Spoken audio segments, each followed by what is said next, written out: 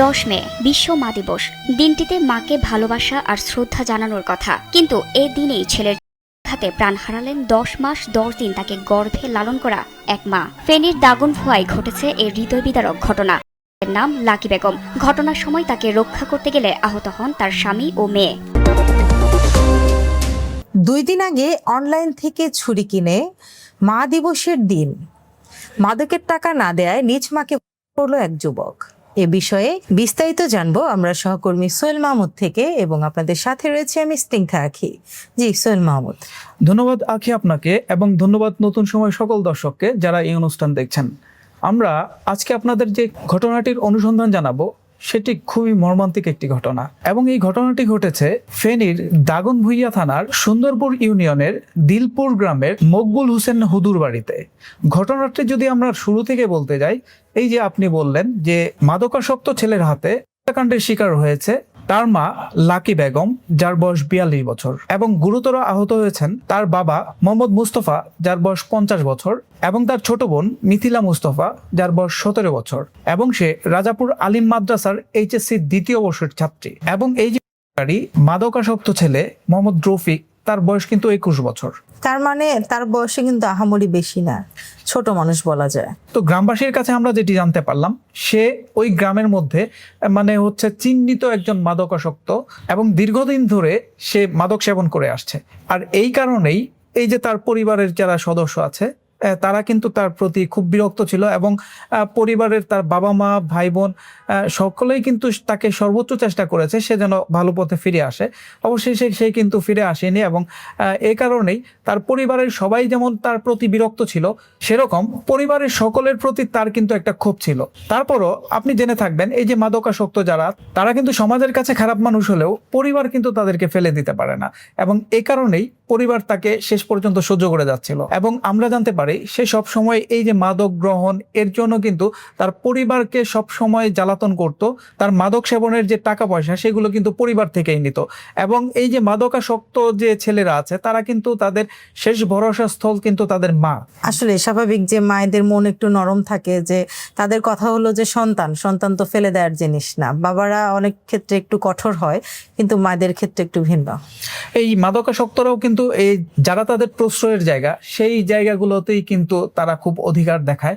এবং এই যে রফিকের ক্ষেত্রেও এইটাই ছিল যে সে তার মায়ের কাছে সবসময় মাদকের জন্য তার মার কাছ থেকে সবসময় টাকা পয়সা নিত, এবং টাকা পয়সা না দিলে সে তার মার সাথে রাগারাগি করত, এবং তার ক্ষোভের প্রকাশ হিসেবে সে ভাঙচুর করত, চিল্লাচিল্লি করত। যে সে তার রাগের প্রকাশ ঘটাতো। কখনোই কিন্তু এই যে ঘটনা সে ঘটিয়েছে, এই ঘটনা কিন্তু কখনো ঘটায়নি। কিন্তু আমরা জানতে পারি কিছুদিন আগে সে অনলাইন থেকে 2টি ছুরি অর্ডার করে, এবং এগুলো তার ঘরেই রেখে দেয়। গতকাল 10 মে রোববার রাত 9টার দিকে সে সব সময়ের মতো তার মার কাছে টাকা চায় মাদক সেবনের জন্য, এবং তার মা তো বুঝতেই পারে যে তার ছেলে টাকা চাচ্ছে মাদক সেবনের জন্য, এবং বাবা মা হয়ে এই যে মাদক সেবনের জন্য টাকা দেওয়া, এটা কিন্তু কোনো বাবা মাই দিতে চায় না, তারপরে বাধ্য হয়ে দিতে হয়। তবে গতকাল তার মা টাকা দিতে অস্বীকৃতি জানালে সে তার উপর স্বভাবগতভাবেই ক্ষিপ্ত হয়ে যায়, এবং ক্ষিপ্ত হওয়ার এক পর্যায়ে তার ঘরে থাকা ছুরি দিয়ে তার মার উপর উপর্যুপরি হামলা চালায়। সে সময় তার মায়ের যে চিৎকার চেঁচামেচি এগুলো শুনে তার বোন পাশের রুম থেকে চলে আসে, এবং তখন সে তার বোনের উপরও চড়াও হয়। এক পর্যায়ে তার বাবা চলে আসে, এবং যখন দেখে তার স্ত্রী এবং মেয়ের উপর তার ছেলে এরকম করে আঘাত করছে, তখন সে প্রতিহত করতে যায়, এবং রফিক তখন তার বাবাকেও উপর্যুপরি আঘাত করে। এমন অবস্থায় তাদের চিৎকারে আশেপাশের লোকজন চলে আসে, এবং তৎক্ষণাৎ সেই মাদকাসক্ত রফিককে হাতে নাতে ধরে ফেলে, এবং এই যে আঘাতপ্রাপ্ত মোহাম্মদ মুস্তফা এবং তার মেয়ে এবং তার স্ত্রীকে সদর হাসপাতালে নিয়ে যায়।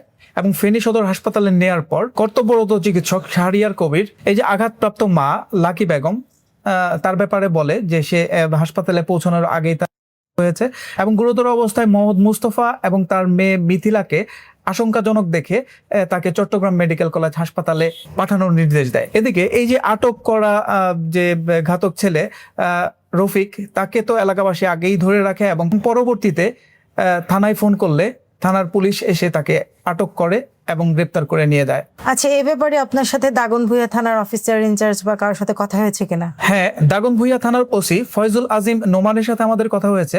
উনি বলেছেন তারা খবর পেয়ে ঘটনাস্থল থেকে এই যে ঘাতক ছেলে রফিক তাকে গ্রেপ্তার করেছে এবং প্রাথমিক জিজ্ঞাসাবাদে তারা জানতে পেরেছে যে সে অনলাইন থেকে 2টি ছুরি অর্ডার করেছিল, যে ছুরি দিয়ে তার মাকে সে উপর্যুপরি আঘাত করে এবং তার মাকে যখন আঘাত করে তখন তার বোন এবং বাবা চলে আসায় তাদেরকেও আঘাত করে এবং এ বিষয়ে আইনগত যে প্রক্রিয়া সেটি চলমান রয়েছে। জি, ধন্যবাদ সোহেল মাহমুদ।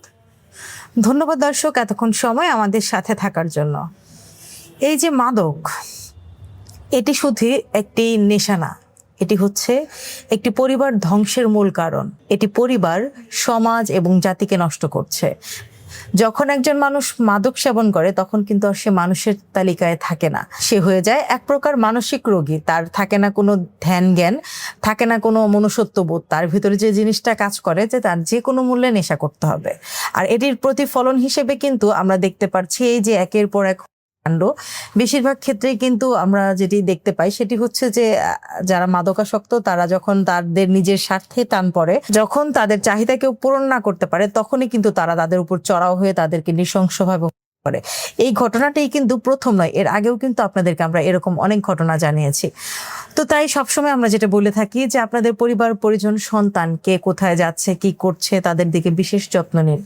কারণ এই যে দিনের পর দিন যে দুর্ঘটনাগুলি ঘটছে আর আপনাদের সামনে আমরা এত খারাপ খারাপ সংবাদ নিয়ে হাজির হয়ে যে আমাদের নিজেদের মনও কিন্তু দিন দিন নষ্ট হয়ে যাচ্ছে। তো আজকে ছিল ঘটনা এই পর্যন্তই। পরবর্তীতে আবার হাজির হব অন্য কোনো ঘটনা নিয়ে। ততক্ষণ পর্যন্ত ভালো থাকুন, সুস্থ থাকুন। আল্লাহ হাফিজ। আল্লাহ হাফেজ।